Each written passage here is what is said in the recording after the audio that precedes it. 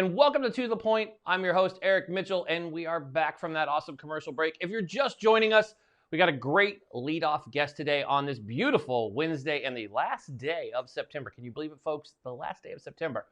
But let's not waste any time. Let's get to my guest, another guest calling internationally. So this is pretty dope, but he's an American, so don't need a translator. But calling in, we have him here, my good friend, amazing. Just wrote a book with his partner in a Green Beret. He's not a Green Beret, he's a tanker, but they wrote a book. It is called Unleash Your Humble Alpha. You have to check it out. We're going to learn about that. We're going to talk a little bit everything business. So let me welcome to the show my good bud, Stephen Kuhn. Stephen, how you doing, bud?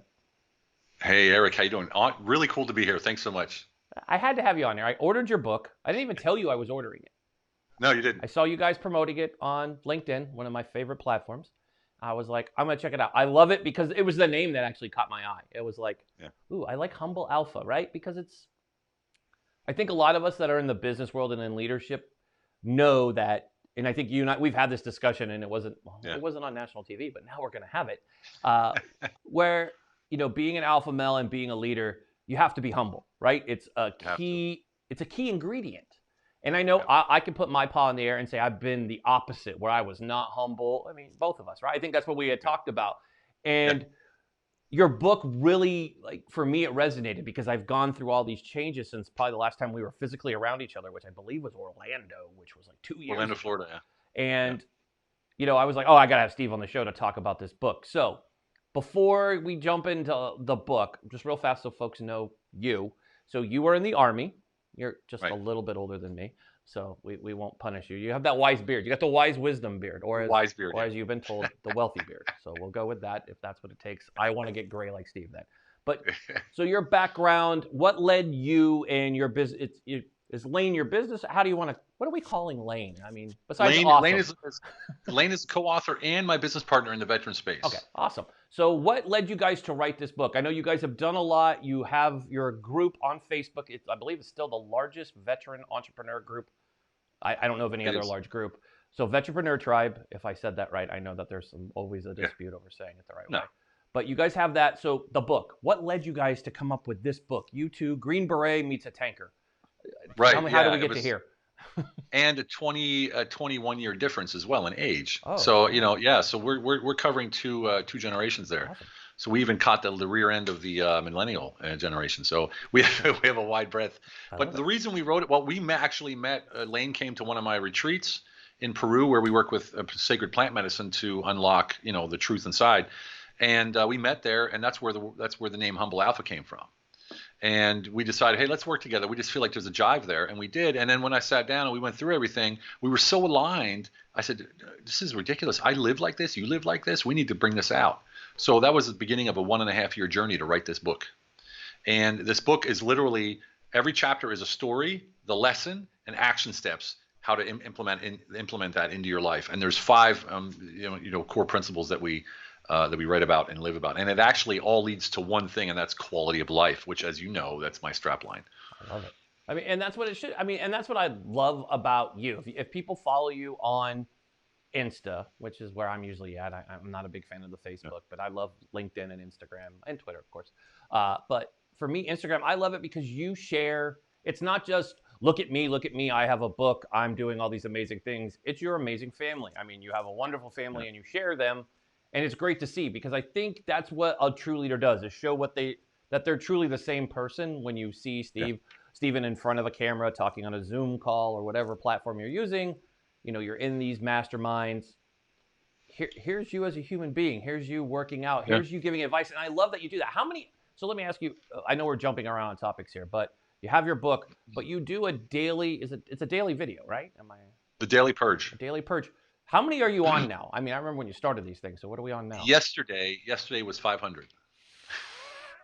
Ooh-wee. Weekend about a year ago, so it took a little longer. But yeah, I just do 5 days a week now. Daily Purge number 500. I just finished 501. Wow. I mean, we just had a guest yesterday on our show here on Tuesday. Glenn Lundy was on, and he has a daily show, and he know Glenn really well. I was on his show, actually. He's a great guy. Glenn is awesome. 713 is what he had so far. I was like, I felt crappy at 200. We just crossed 200 uploads. Hey, but we've been going since April 15th, and we crossed 200 already. So that kind of shows you how crazy we're pumping content out around here. But Whew, it takes time. It's hard. I mean, we're content creators, and let me ask you, and I know it kind of goes subject hopping, but when you started doing this, and I ask all creators this, you didn't intend to become this content creating machine, did you? It was like No. you just do it because you want to get your message out. It's not because you're like, hey, check out me. Look at me. I'm in front of the camera. Actually, I do it for me. Oh. And that's why I don't promote it or do ads or anything.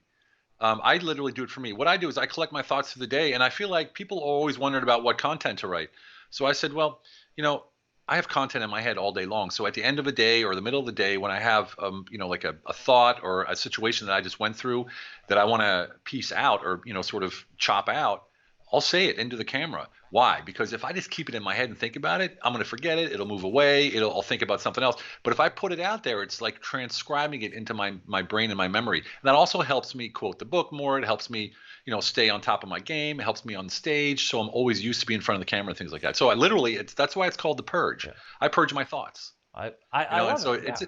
It's a lot of fun. It's a lot of fun. It makes sense. I mean, it's basically not the same concept of To the Point. This started because my 16-year-old wanted like healthy news, and I was like, run with it. But then it turned into it's steady practice. It's great being in front of the camera, just like you're on stage. I'm not on stages, but I do go as a sports analyst. I'm on all the networks talking sports. You're comfortable in front of a camera. It makes a difference. It's the same as on stage. I mean, I've watched you as a keynote on stage. You're really good. You do own the stage, so it makes sense that you do it. And people just think, I know that everybody thinks it's like, oh, we're vain. We want to be in front of a camera. No, do you think we like these lights on us and worrying about microphones and things? No. I think it's about. I mean, at least. I mean, I can talk about us too because I know us too. I don't know about everybody else, but I mean, for me and for you, I think it's about impact. Mm-hmm. We have coming out of the military, we have that bigger, larger mission of selflessness. And this is for me part of that mission now as a civilian, where I can be selfless with what I learn and what I experience, and I could pass on to others. And if that has any kind of impact, we talk about radiant value in the book. Mm-hmm. That's the ripple effect, right? So how do I have a ripple effect when I just drop a pebble in front of me? How far out will that go? This is a perfect example. We know each other. Now I'm on your show, nationally syndicated, and it's going to go out. The ripple effect of this is going to be massive. And so that's what I mean. That's impact, man. And people talk all the time about, I need to change the world. I got to go out and demonstrate and do whatever. You're not going to change the world that way. You have to start with you. If you're against global, I mean, if you're for global warming or whatever it is that you want to save the planet, are you recycling? Are you wasting water? Are you, turning the water off when you brush your teeth? If you're not doing that, you're not going to have an impact. Start in your world. Start in your world. See, this is why I love having you on the show. It's like we're just dropping mics everywhere we go. I mean, and see, besides your book, you have an amazing. It's called H.I.T. I always remember it because it's also in fitness, but yours is with one T, not two. And it stands for honesty, integrity, and transparency, which I love. And it's something that when I first met you, I was like, "What is this?" It seems like some kind. And then I kind of listened instead of like just kind of being old Eric. And it was amazing to go. It makes sense. It totally what you were saying is relevant, and it makes people uncomfortable because it's the hardest thing is being honest with yourself, which that's why I love following up with learning about H.I.T. was reading your book and going, holy crap, it kind of all being honest with yourself is the most important thing. And can you talk about that? Like, how do you get leaders when you talk, especially to veterans, like transitioning veterans? And I think that's something we all struggle with when we get out. And you and I are a little bit older than these younger vets that you focus on. One of the hardest things is being, number one, humble.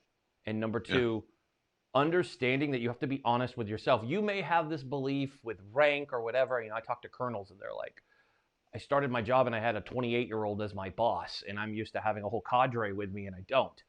How do you get that across as that message to be honest with yourself and what that means by definition to you with people who are like, I don't even know what that means. How do I get honest with myself? Yeah. Well, I always start by saying, okay, let's think about why do we lie in the first place? I mean, people think when they think of honesty, they think, well, I can't tell someone, I can't tell a lie. I'm talking about the little things. Why do we lie to people? We lie to them so we don't hurt their feelings, so we don't tell them the truth, right? Or we lie just to get past this one little hurdle. So it isn't like you're being malice about it, but what that does is it trains your mind and your body, your amygdala, to accept lying as the standard. And it just keeps going from there. So you're not being true to yourself anymore. So that's where I start, and then we move on and say where H.I.T. is actually the core principles of how you go out into those four other areas we spoke about. And one of the key things about H.I.T. is no expectations.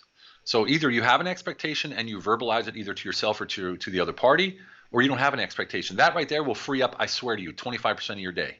You won't have any thoughts anymore about what are they thinking, and why is she looking at me like that, and why is it none of that. It just falls away. Why? Because you're operating from a core principle, right? Your core principle is I'm honest with myself first. I'm transparent with that honesty, and that's how I step into the world. That's my ongoing reputation, and the byproduct is integrity. See, this is why we have you on. I mean, if everybody's not out here with their pens and paper right now, I don't know what you're talking about. It's Wednesday. Everybody knows tomorrow we head into our sports program, and then we get our pop culture on Friday. But this is why Wednesday is basic.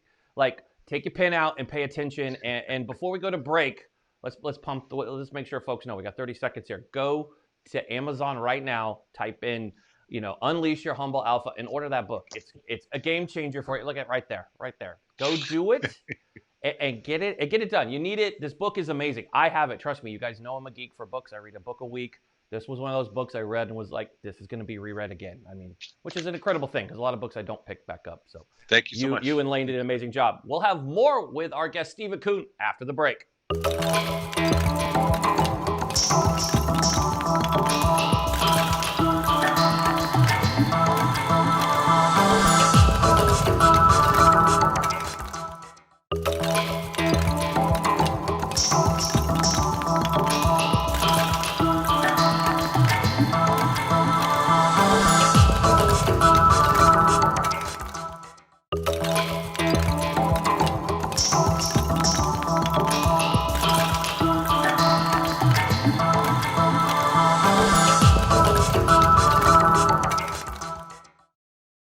Welcome back to The Point. We have an amazing guest here today. He's a veteran, and him and a fellow veteran wrote an amazing book. I think I'm preaching it about, so that means if I talk about it a lot, you need to go get it. It is Unleash Your Humble Alpha. So if you're going to support amazing vets who actually work with vets, you definitely want to go grab this book. So our guest again today is the wonderful Stephen Kuhn. Amazing gentleman here. I love talking to him. Just if you need to get your brain twisted on business, that's the guy you want to go talk to. You pick up and get on a Skype call, Zoom, smoke signal, however you can have a conversation. Schedule one when we're done here. But Stephen, let's jump into this because one thing that you love to talk about is quality of life. And I think that's a key ingredient so many people in 2020 are missing. Everybody, we're at home now, and it's been great. I mean, for me, quality of life, I've never been better. I have a closer relationship with my wife and a closer relationship with my children because we're here, because I decided to look at the glass half full instead of half empty. And I know your book kind of covers about being humble, and you always talk about your quality of life, and it's what you judge a quality of life. Your quality of life may be different than mine or one of our viewers, but everybody wants to keep up with the Joneses, and you don't need to. So tell us about quality of life. And what I want to know is, what can you give to folks out here that are watching us going, okay, they're talking about quality of life. Here's two guys. They're in their fancy blazers, yay for them. But how do I have the quality of life, and how do I prevent myself from getting, I don't want to call it FOMO, more of like wanting to be what the other guy has instead of just being happy with what you have, because your quality is different than my quality. What gets you going could be different than me. You might not be a sports fan, where mine is like, I can't wait for football tonight. So you tell me, I mean, kind of how do you kind of dissect that for the average bear? Well, you said it right. You said something very key, and you said, I want to have what the other people have. I want to keep up with the Joneses. Yeah. And that only happens when you're not satisfied or happy with yourself. And external gain and external purchase that we have is something that we do to try to fill a void. And that void is usually because you have no purpose, or you have a misguided purpose, or you have no fulfillment. That all begins with one thing, and that's your identity. Who are you really? You hear CEOs say, or colonel, like you said, I'm a colonel in it. Who are you? I'm the colonel. No, actually, that's what you do. That's not who you are. Who are you really? Yeah. And that identity, to find that identity, that's the first chapter in our book. Find that identity is really, really critical. Why? Because then you know automatically where your purpose is leading you. And once you have your identity and your purpose aligned, the purpose amplifies that identity and gives you the presence that we talked about before the show. Yeah. Right? You have a presence wherever you go. Why? Because you're the same person in every single situation. You've seen it before, right? So we have a litmus test. We talk to a CEO. We say, if you would have your wife in the office, would she recognize you? And if you had an employee at your dining room table, would they recognize you? And more often than not, they don't, because they take their power and their presence from a title or a position. So this is what a lot of people seek. So they pour themselves into their jobs to try to find that identity. but that's not an identity. That's a task. That's a job. That's, so it starts with identity, as that's where that comes from. And all of that then leads to quality of life. Then we have things like creating space, which means showing up wholly and fully for the person in front of you with no expectations, cookie cutter solutions, or any preconceived notions. You're there to add value. You lead with value, and that's it. You show up, lead value. And that leads us to investing in relational capital. Investing in relational capital is the same thing, no expectations when you give, but it's on a broader scale. You help somebody with a connection or whatever. And then we talk about life enterprise. I love this. Life enterprise is just like a business enterprise. We're the CEO of our life enterprise, and we answer to who? The stakeholders, right? Yeah. And how do we deal with our stakeholders? You better leave them in a good mood, right? Yeah. So whenever you meet somebody, doesn't matter if it's your wife, the bag lady, or the post office guy, or the lady at the grocery store, you always leave them in a better place than when you met them. And when you do that, that creates that radiant value I talked about. And what this does, it creates a complete 360-degree quality of life bubble around you. I wouldn't say bubble, maybe like an expansion of quality of life, because you're always doing that radiant value, right? So everyone sees you, oh my God, there's Steve, hey Steve, blah, blah, blah, blah, all the time. Why? Because they always feel good when they leave. Yeah. They always leave with value. I mean, who doesn't want that? Number one. Number two, it makes you as the human being giving feel fantastic.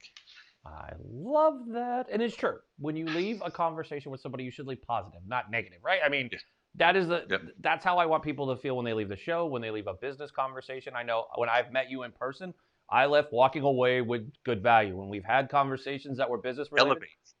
Elevate. Always elevate. Absolutely. Elevate others, man. Elevate others. Well, so let me ask you, why do you think people struggle with that?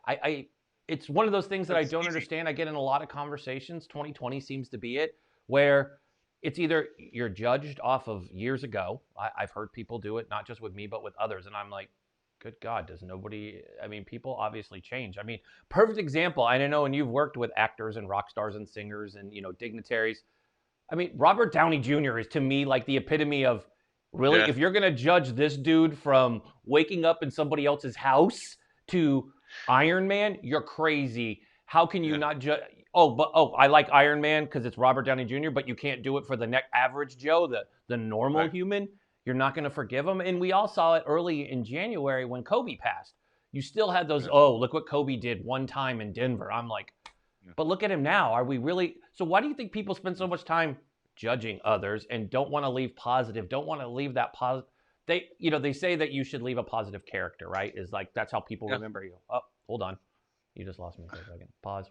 So, Steve, how do you feel about that? How do we get people to become more uplifting and remember when they leave the conversation, that's how they're going to be remembered? Exactly. Well, it comes down to the same thing again. If I go anywhere and I'm being disgruntled or negative or whatever, that's because I'm lacking something, right? So this is the deal. Most people won't realize that. They think, oh, this guy's just a butt, jerk or whatever. So they'll they will fire back or be defensive or whatever. And, being proud is a thing that is also a little bit sticky there, because when you're proud, pride actually invites attacks, and attacks invite defense, and defense invites another attack. So you want to be self-assured, not prideful. Pride's okay, but not prideful. Okay. So most people who are disgruntled in any way, the good thing about the humble alpha, and to quote the book again, is you come to a point where you know who you are, you know your purpose, and you're certain about where you're going. So all of that stuff on the outside has no effect on you at all. It doesn't matter what anybody says, because here's the key. Most people in this world, and me included, we don't react to the situations in our life. We react to the thoughts about our situations in life. So we take ourselves on this path of nothing that is. Right? That we just start making this stuff up. Like, oh my God, this guy said this about me. He's probably saying this. I wonder who else he talked to. And da, da, da, da. You make this whole story up, driving yourself crazy, and it never even happened. Yeah. So when you realize you're thinking about the thoughts and not about the situations in your life, just drop the thoughts and realize it's all in here. Everything you need is right in here. And anything on the outside is a distraction. My goodness, I can't believe our time is this close to the end. I want to keep you on forever and just have you keep talking. I'm just sitting. I know it's a TV show, but I'm like plugging away like, dude, let's just keep Steve on. Steven, thank you, brother, for coming on. Before you go, obviously people can check your books out wherever you buy books. So I would say Amazon, barnesandnoble.com. I hear also sells books. I don't know. Amazon's where I know I buy books. So check out your book, Unleash Your Humble Alpha. How can folks connect with you? And I want to give Lane love because, hey, he's the co-author of the book. He does amazing stuff for veterans, great Green Beret. So how can folks meet up with you, connect with you and learn more? Right. Well, Lane is an incredible person. I have to say he's an amazing guy. He's like he's my balancing weight, I guess you could say. Just we're true brothers. I don't know where I'd be without him. Best is probably LinkedIn, Stephen Eugene Kuhn, or Lane Belone on LinkedIn. Facebook, we're under Humble Alpha Leader, I think, or Humble Alpha Book. One of the two. You'll find it. It's everywhere. You can go to my page, Stephen Kuhn Official. That's all the places that you can. Instagram, Stephen Eugene Kuhn. It's just we don't really focus on social media that much. We probably should. We probably should, but it works. It works. But yeah, we appreciate you coming on the show today, man. It's been great. We need to have you back. Maybe we get both of you on. We'll try to figure out time schedules and time differences. Have you guys back on. I'm going to grab a couple of copies of these books, and I'm going to come up with something with Stephen. We'll figure something out. I'm going to grab a couple copies, and we're going to give a couple away. We're going to figure out what you have to do to get them. But I want to thank you for joining us today, and everybody else. When we come back from a commercial, we have another amazing guest, and that's the follow-up after this amazing guest. So, he's got a tough role for you. Stay tuned. Let's get to the point with Eric Mitchell. Let's get to the point.